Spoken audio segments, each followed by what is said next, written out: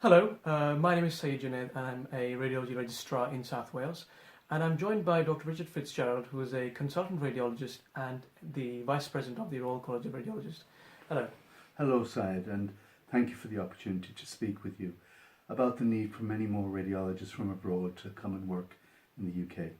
So, one of the key things that's been asked around recently is the workforce crisis facing radiology. Can you just tell a bit more about this? We have underestimated the number of radiologists that are needed here. We've underestimated the number of patients who would require scans, the number of scans they have, the number of images in each scan, the size of the data sets, the complexity of post-treatment changes, the comorbidities they have. We know from our census data that the number of CT and MRI scans are increasing 10 and 12% per year. The complexity of those scans are increasing, and of course there's also increased need for interventional radiology. And essentially the government and ourselves, none of us have truly reckoned with the explosion in demand for radiology and the fact that clinical decision making now is dependent on radiology. And so therefore we have ended up with a situation where we've literally hundreds of consultant radiologist posts vacant. Many hospitals have several consultant radiologist posts vacant, and this is leading to terrible problems.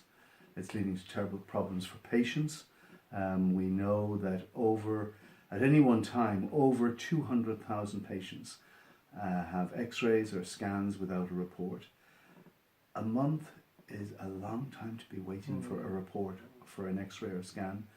We know that within that 200,000 there will be some patients who will have a tumour that is not being treated, who will have infection or a fracture or some other condition that requires treatment, who are in pain, who are worried, and who are having delays in their treatment, unacceptable delays in their treatment because of our workforce crisis. And this is not a situation that any healthcare system can tolerate, quite honestly. So what is the college doing to address this workforce shortage? Well, we're providing government and the regulators, the General Medical Council, and also the Home Office that of course regulate visas, with this data to emphasise the need for international recruitment and for the rapid processing of visas for international medical graduates, especially for radiologists, and also for the General Medical Council to ensure that there are no undue delays in people getting registration. And we are promoting careers abroad through our website, through videos like this. And we're also developing online resources in our website to help international medical graduates. We recognise that it's a very big decision to move countries, to move one's family to another country.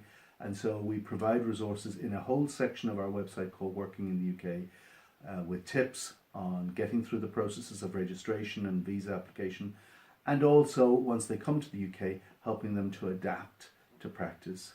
We also recognise that successful adaptation to practice in another country is not just the responsibility or within the gift of the radiologist who comes from abroad, it also requires support from within.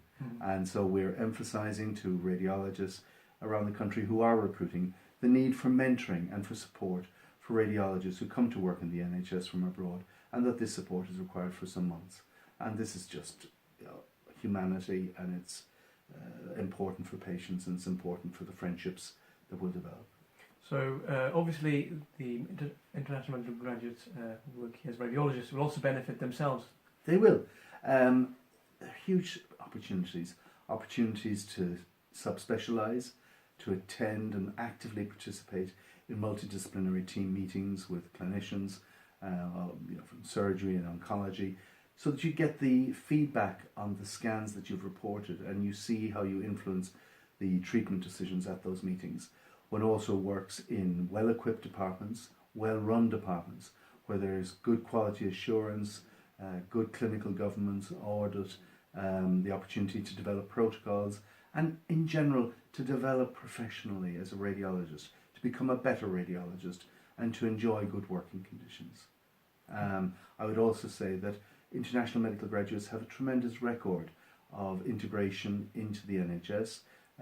30% of radiologists in the UK are international medical graduates, myself included. Some come for a few years. Many come and live here all their lives, and that's a testament to the happiness that they've derived as professionals here, and also to the quality of the service that they've provided. So it's really a win-win for international medical graduates and for the NHS to have more of them come to work with us here in the UK.